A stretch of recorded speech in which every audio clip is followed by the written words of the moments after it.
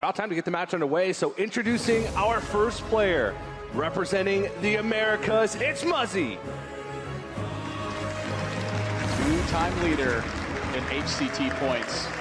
This big stage, though, is the one that's yet to be entered. And his opponent, representing China, it's JasonZhou. Speaking of twice, his second World Championship appearance. One of the last hopes for China to win a championship. Decider match number 2. Muzzy versus JasonZhou. When I go to every tournament, I prepare for the first and I prepare for the last. So the only thing I can do is do my best to prepare for the tournament, then try to win the tournament. I think this is the strongest field that has ever been assembled. I don't think it's even close to like any other tournament. The person who's going to win Worlds is going to get to say that they won Worlds out of this entire field.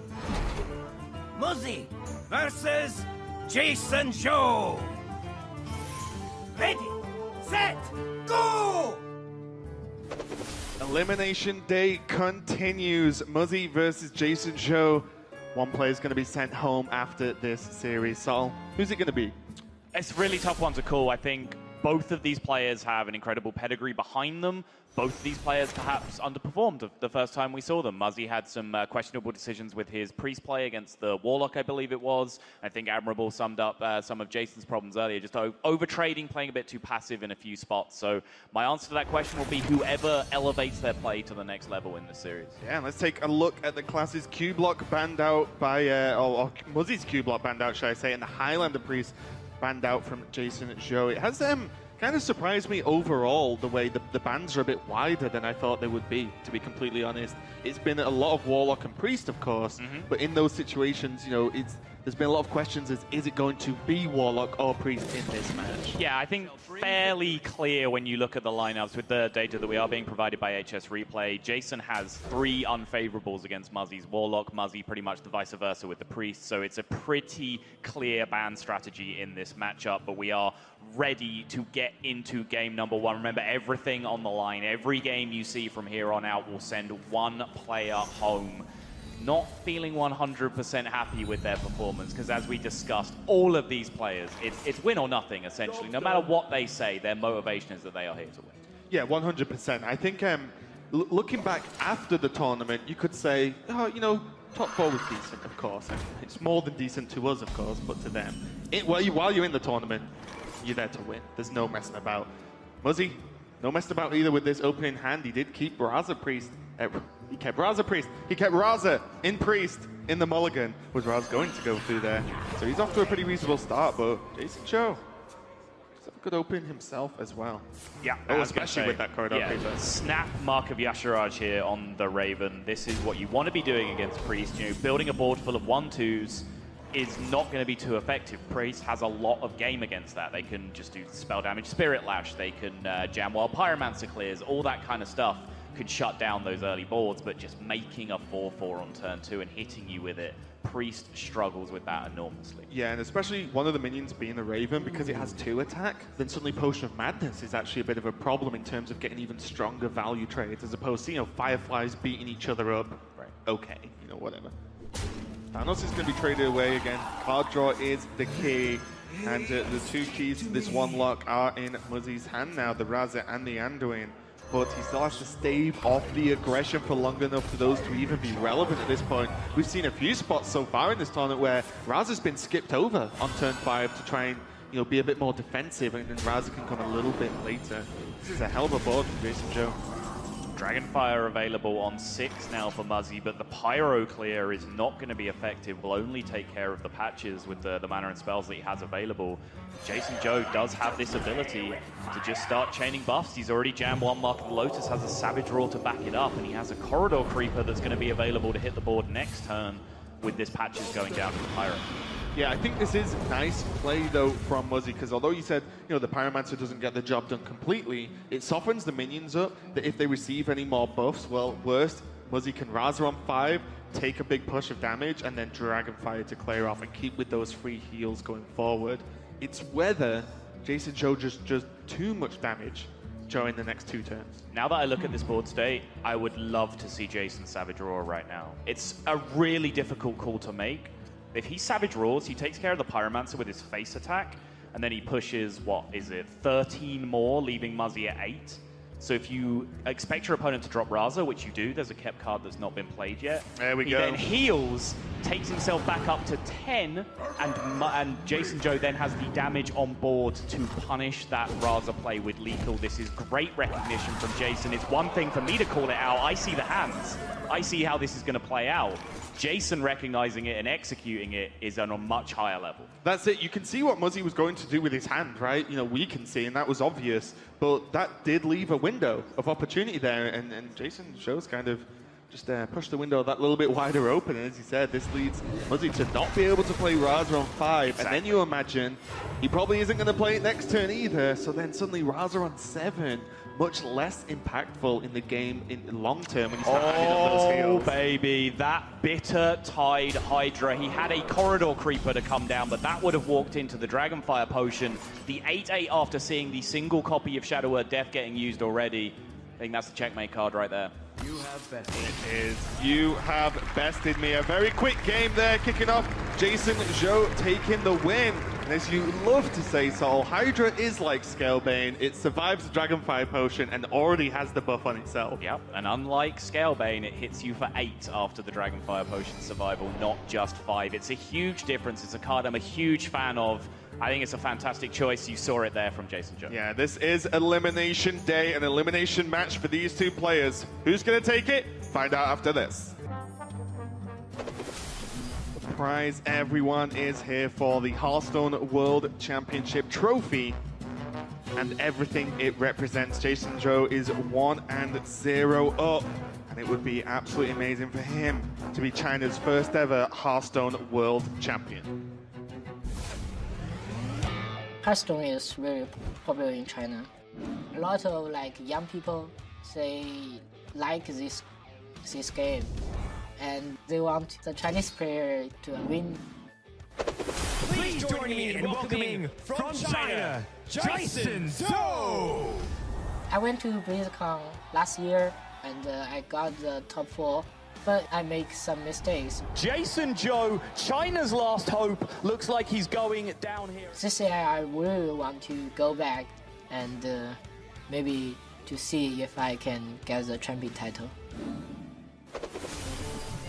Here we go. JasonZhou is the 1-0 up, is the leader, but Muzzy is by no means done. There's still a lot of this series to be played out right now. That was really great play, game 1 from JasonZhou there. He understood everything about the matchup. He understands that you need to chain buffs against these control decks and just prevent your minions from ever being taken off the board.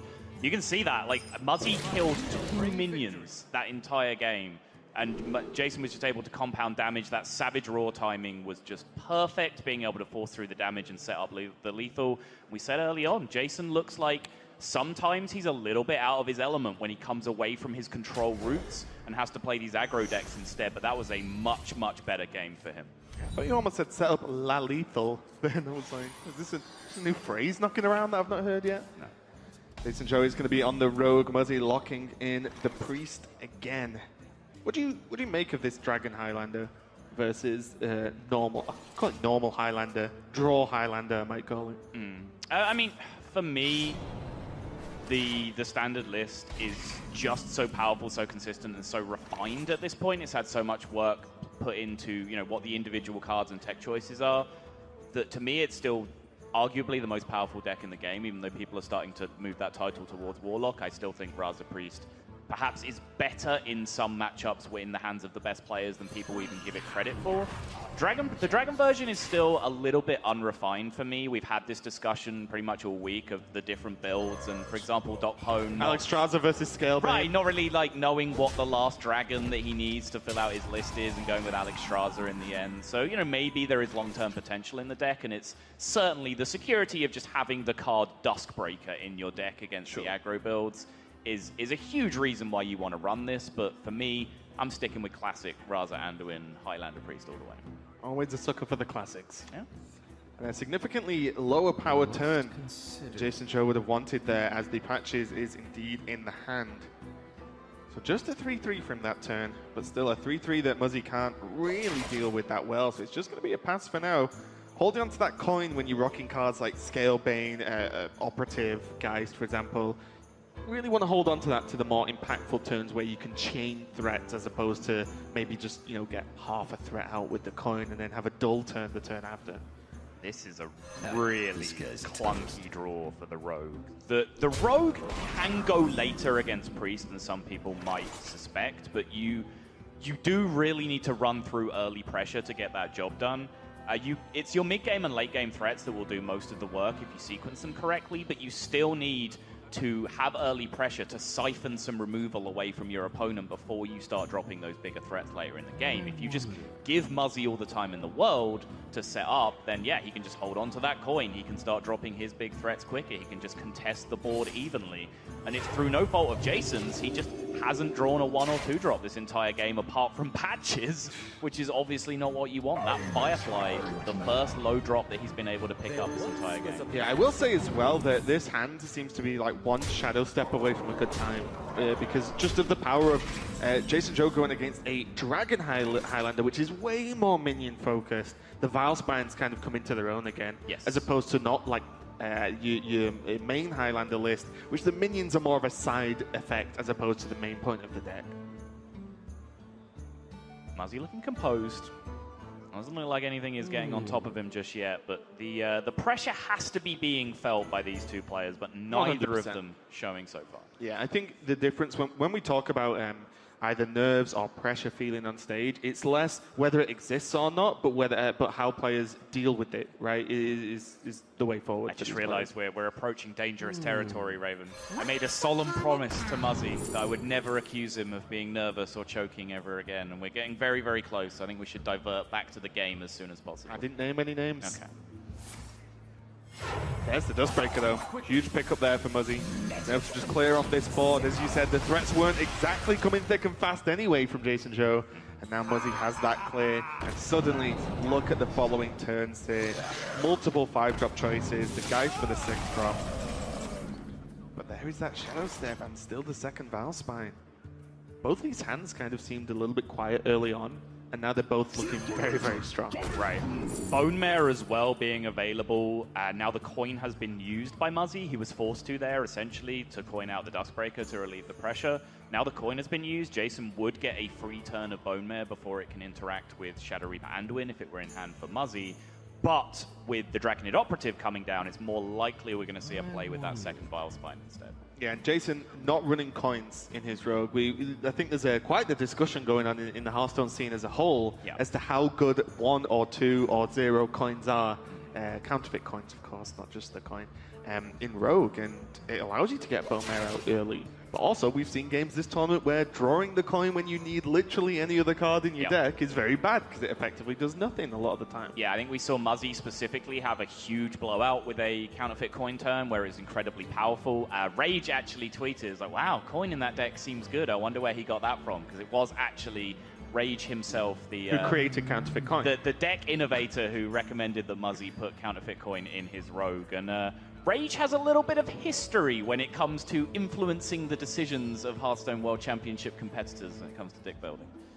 I feel like it's kind of, what's the guy's name? I don't want this to come across as an insult, but in Lord of the Rings, you know the King of Rohan? No? You lost me. Oh. I'm not a Lord of the Rings fan. I'm sure guys in the crowd will know. The king has an advisor who always is advising them what to do, and it's like corrupting them. I feel like that's Rage. Literally books and films about dudes walking. I can't get down with it. Dudes walking! Wow. Okay. Saul doesn't appreciate a fine story. Well told. But I appreciate Vilespines coming down, because it's one of the strongest cards in Rogue at the moment. It enables just insane swing turns. There's no Dragonfire available at the moment, but is this a Scream turn? Is it enough of a threat? Because the attacks on board aren't really that high, but the minions on board are scary. Like I said, one Shadow Step, and guess what? The next minion you play is pointless as well. Right. I wonder. And also, Scream has the added benefit of meaning Bone Mare doesn't land on a minion that essentially has charge and pushes through extra damage. Like, you can survive this board without Screaming it. You're going to struggle to survive something like a Bone Mare followed up by a Leroy Jenkins or a South Sea Deckhand combination with Shadow Step, for example. So, like, those kind of combinations of 2 to 3 cards you will die to if you leave this board up. And that's a calculation that Muzzy will probably be going through right now. How likely is he to have that amount of damage? Yeah, and it's not like Jason's hand size is small, right? You know, he's actually got plenty of cards, and there's plenty of those high impact cards that Muzzy's not seen yet. Is he looking at a cheeky Leroy from the operative into a Spirit Lash? Right, I was about to suggest this alternative because just Spirit Lash alone would pretty much get him out of range of 2-turn lethal setups. So I looked at the Spirit Lash, and then as I looked down at it, I was like, wow, that pairs very nicely with that Leroy Jenkins that he picked up. So yeah, it's a great recognition from Muzzy, and this is something that I was actually incredibly impressed by watching Zump when he won DreamHack recently, which is stretching out the removal options that he did have as long as possible. He was doing it primarily with a custom-built Warlock deck that was built for that purpose. You just put annoying taunts in the way every single turn, and it made your Twisting Nethers and so on so much more powerful because you never had to use them. You could always just put annoying taunts in the way and make your opponents commit more. But that's a very similar mentality that you need to master to become strong at any control deck. You need to find other turns that are not using your premium removal so that your premium removal gets stretched further into the match. Yeah, and also just the threat of that removal exists throughout the whole game. You can't just say, oh, you cast Nether. Great, I don't have to think about that anymore. I can just splurge everything onto the board. Another Dust Break here from Muzzy. He did get the first one off the Nether Spite, which is why he had to use the coin early on.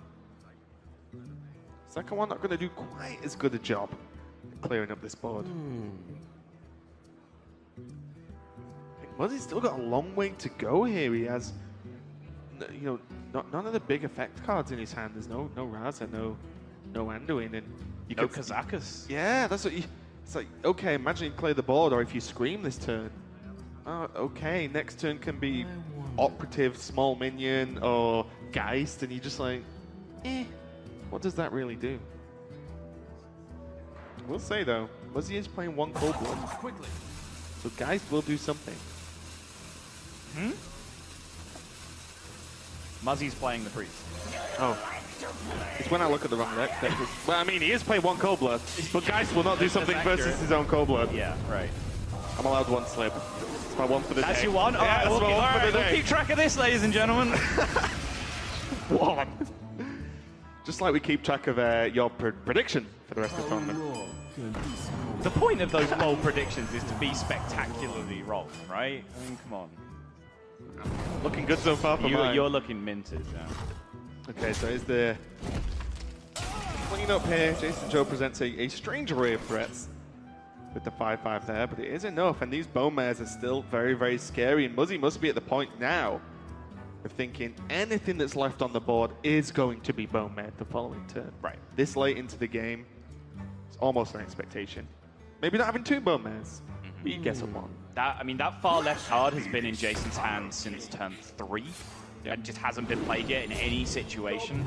So yeah, there is a good chance that it's a Bone Mare. And even if there's been spots where Bone Mare could have come down, Muzzy can still respect that card as being a Bone Mare because Bone Mare is a card Jason would hold in fear of Shadow Reaper Anduin. So it's kind of a I know that you know situation where your read does not get ruled out because he didn't play a Bone Mare, because you know it's actually a pretty good play to hold back a Bone Mare until you can, almost the last possible opportunity where you're kind of forced into using it. Yeah, and it does line up very nicely versus this Priest defeat, because Priest is such a good card because it's so difficult to get rid of a lot of the time. The attack is just about right as 3, and the 6 health is really huge, but Saronite clearing that off.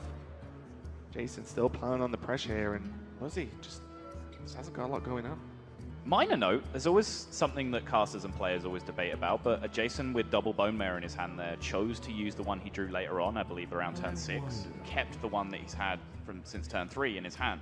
And there are implications of that from a hand reading perspective as to which card gives your opponent more information, which they have a kind of read on what it is, what they have no information on whatsoever.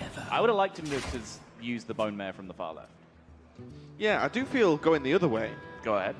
There is something that we do quite often is make the presumption that the players know exactly how long each card has been in hand, because yes, players definitely hand track. That 100% happens, especially at this level of you know, World Championship. If you look away for a second and the card is played, you can just miss that, and then your whole hand track has gone out the window. Counterpoint again, Raven. Oh. We have heard the likes of Muzzy, Chucky, for example, communicating during Trinity Series. And that group, that kind of whole practice group, are the best hand trackers I have heard in Hearthstone.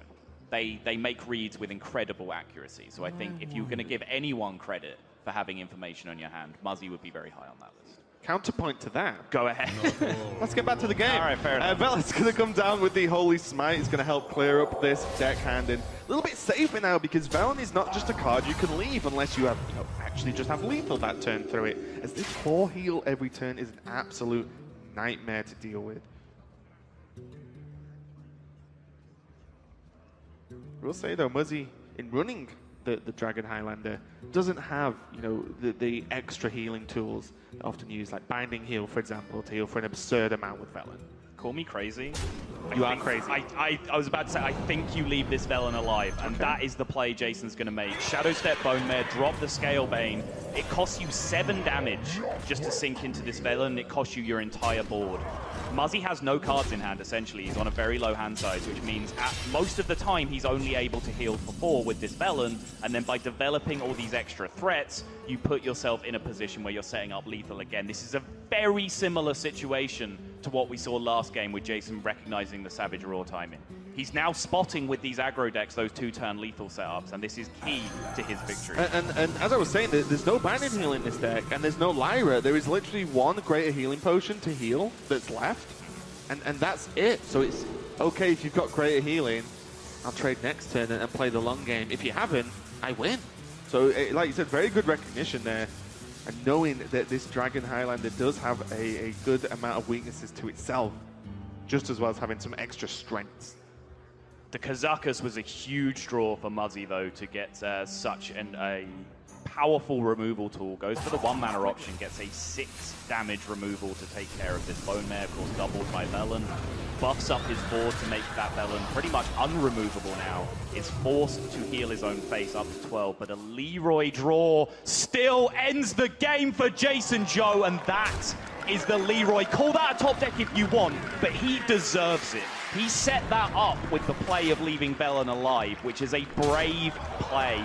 Leroy rewarding Jason's decision to turn the switch and be much more aggressive than we saw in the previous days. Yeah, it was actually kind of insane. We've seen, as you said, we've seen twice now JasonZhou just see the Matrix almost and just be like, okay. And these are not plays that you would do on average, right?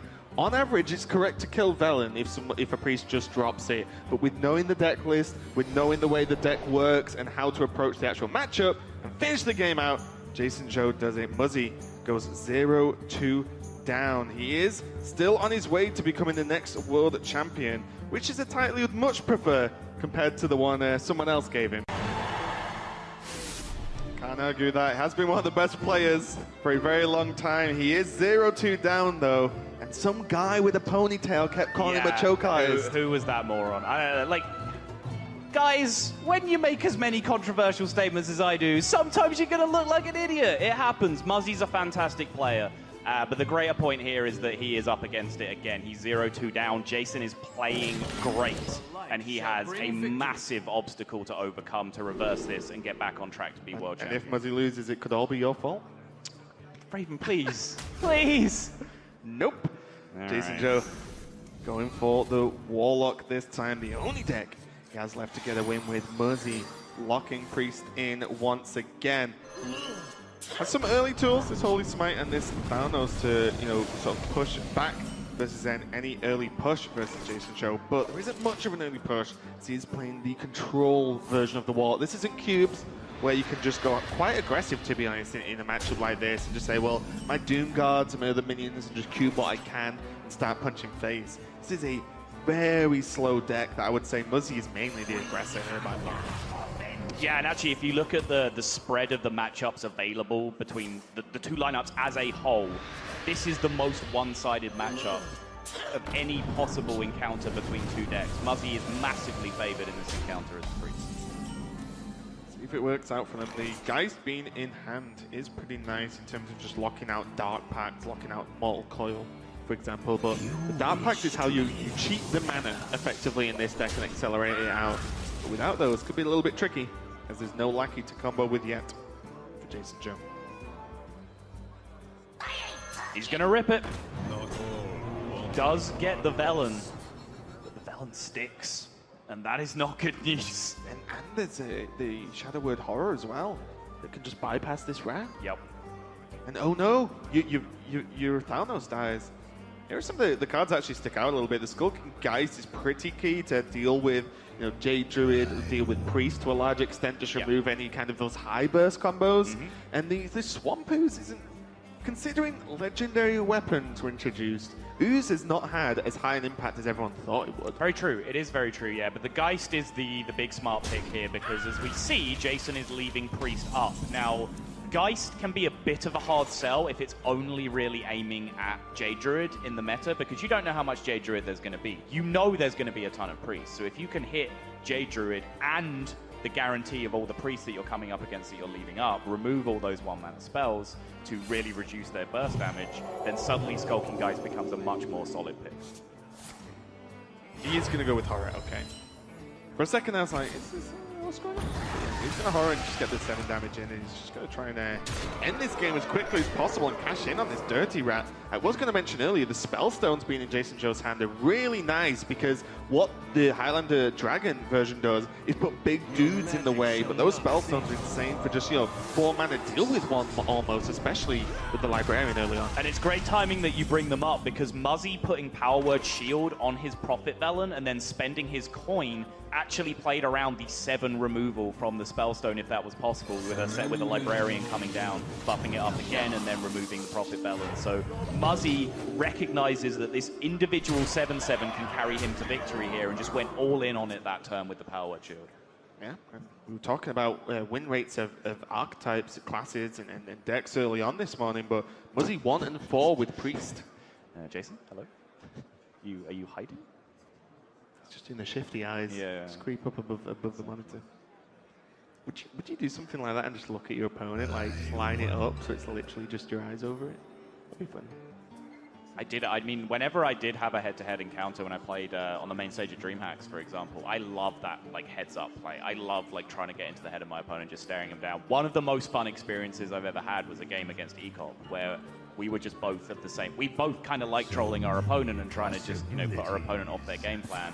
And neither of us really backed down in that situation, so it's a ton of fun, but it's not something we've been seeing a great deal of from the players in this tournament compared to, let's say, Pavel, who was giving his opponent the eyes constantly. But crucially, Muzzy's Power Word Shield play, trying to get that extra health on the Velen that I was talking about, the Spellbreaker was able to take that away, and then the Spellstone following it up was able to take care of it. Now, this does not look pretty for Jason by any means still, but with Velen gone, if he can somehow stabilize and then use Gul'dan to pull himself back up towards that 30 health total, it becomes very difficult for Muzzy to burst him down over 1 or 2 turns now. Unless he gives himself 2 turns in a row.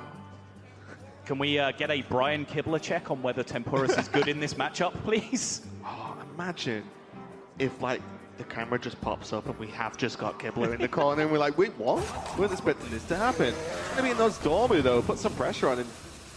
This might be stretching a little bit, but sometimes with all the death rattle animations and things, Nozdormu can get a little bit tricky for certain decks to deal with. Priest as much as Warlock, to be honest. Hellfire leaves a 1-2-3 here. Jason is putting this together piece by piece. But Nozdormu.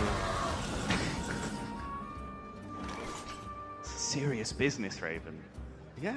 If Nozdormu is serious business. Jason overcomes the odds of a Prophet Velen just being pulled by Rat and sticking to the board. We'll see tons of people just play Dirty Round Ladder. Oh, I've actually broken Sol.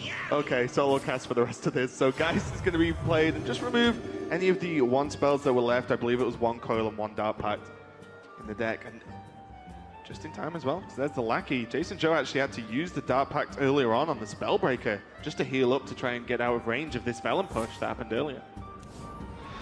And again, Spellstone number 2, now just going to restabilize again. Jason is very much looking like he might have turned the corner here. There's more heal from the Mistress. There's a Void Lord coming next turn, and then it's just a matter of Gul'dan slowly increasing his health into increments that Muzzy won't be able to burst him down from. This is huge for Jason. It really is. The twisted nether as the safety net, right, is absolutely amazing here.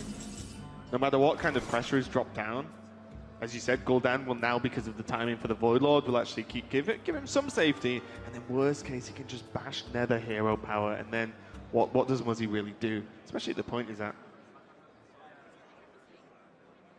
I did just double check. Muzzy is playing Anduin. Not really seen it too much this series, but it is there. And the dilemma that Muzzy finds himself in is accentuated by the fact that he is running the Dragon version. The Dragon version is classically able to generate less burst than the pure Highlander version because, you know, there's just more minions packed in the deck over individual spells that you can use to refresh your hero power cheaply. You rely on a bit of minion presence to beat your opponent up sometimes. And the exact benefit of dragons, right? Is that they're kind of just big and annoying to deal with. Muzzy has to go fishing. He's so low on resources here. He needs that power card. He needs that Anduin. He needs to start the pressure because every turn that passes from this point, Jason is just going to be able to heal up and get further and further and further out of range. Yeah, there isn't even a lot left to particularly combo with Anduin at this point. There's the Shadow Visions, the Silence, Novice Engineer. Outside of that, everything starts getting a little bit expensive. Right. To be honest, to get any real form of damage, considering your opponent's going to negate 3 of your damage every single turn. We are focusing a lot on the negatives for Muzzy, but there are several positives. Primarily, Jason does not really have much healing left in his deck apart from the Blood Reaver Gul'dan hero power, which Muzzy can still outpace the Blood Reaver Gul'dan hero power, don't get me wrong. It's just going to make it a much slower process. But, for example, the Dark Pact has gone from JasonZhou's deck. He has that Siphon Soul in his hand, no more remaining in his deck, and then he has a Mistress remaining as well. That's all of his healing that he can pile up on top of this Gul'dan hero power. But now you just see it. Every turn, he's just free to gain 3 more. Just pull himself further and further out of range. That's a card that you cannot play with Shadow Reaper Anduin anymore. That's 2 more damage he has healed by pulling it out of his hand. These are all small increments, but they're adding up, and it's all going one way at the moment. Yeah, and it's way more impactful at this stage in the game with the health differences to actually kill a minion with that hero power instead of doing 3 to face, right? Like, the 3 to face doesn't matter this turn. You'd rather just stack something on the board. Also, the Nazar isn't the flashiest card in the world in this deck, because you've mainly got the Lackeys and the Void Lords and the Mistresses, which I guess can impact health totals as well. But it's just a fact of more stuff, right? And Muzzy's running out of stuff very, very quickly. I think Kazakus, as well as Anduin, might be the answers here. Right. Kazakus can generate that value, can generate that cheap and extra damage from Anduin. I believe absolutely nothing was destroyed by that, guys. Because Geist has already been playing. Bye, Muzzy.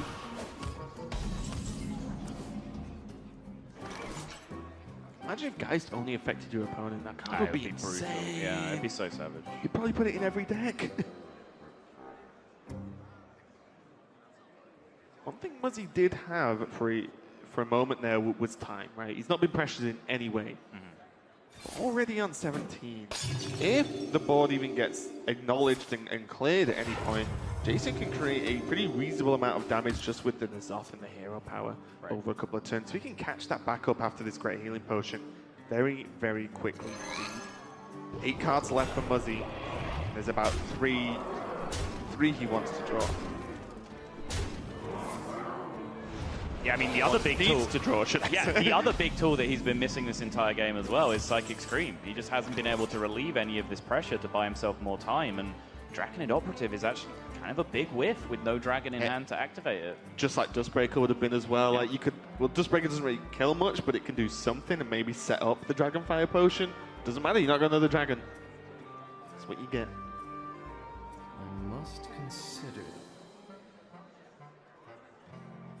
Struggling to piece together a series of draws now because we were talking about the problems Muzzy has in terms of what he has available like 2-3 turns ago. Yep. And every turn that he doesn't get what he needs, it gets progressively worse. It actually increases in problems as opposed to it stays even. And now he's just having to spend more and more resources to stay alive so that he has time to draw that Shadowy Panduin, that Kazakus, that Psychic Scream that he needs.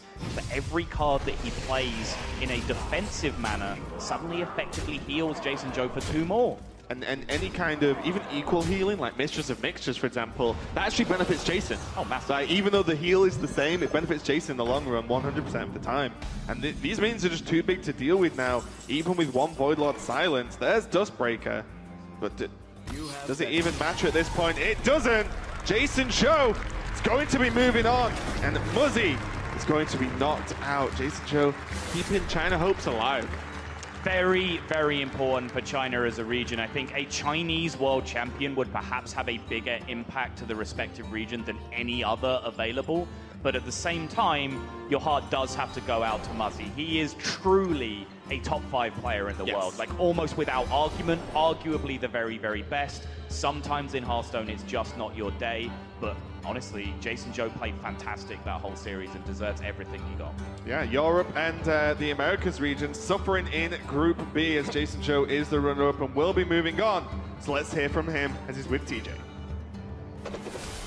Thanks very much, guys. Joined by JasonZhou after his victory, and that's a big one for you. Muzzy considered a favorite by a lot of people, a lot of players and fans alike. How does it feel to start off the day and the weekend with a 3-0 over him? I know Muzzy like 2 years ago. Like at that time, I was always playing on US serve. He always can hit like legendary top 10. I'm too like, so we know each other like 2 years ago and become friends at that time. I know he plays really good. And today, my lineup against him just maybe just a 50-50. So the first match he played against me, he win. So now we are equal. That's right. Not another chance for another rematch, though, so you'll have to take this one. But this is sort of similar to what happened last year. Last year, you were at the World Championship. You made it to the top 4. Are the feelings right now similar to where you were last year, or does this stage feel any different to you? Yeah, this year my target is still at least top 4. Before come here, I told Omega Zero we are like 2 Chinese players only, so maybe we should try hard to get at least top 4. Then when I go back to China, at least when fans ask me like, okay, we got top 4 and our region is not very behind. The Chinese fans have been, pretty adamant about wanting more success this year. Your next opponent later on today is going to be Doc Pone. How are you feeling going into that matchup? I would say still 50-50. I watched his game yesterday, and his lineup. I think it's mostly same lineup, and but yesterday he got a very good RNG, and but today I'm not bad too. So let's see. All right, well, let's see. One more round of applause for JasonZhou after his victory. Moving on to the quarterfinals, and with that, let's send it over to Frody.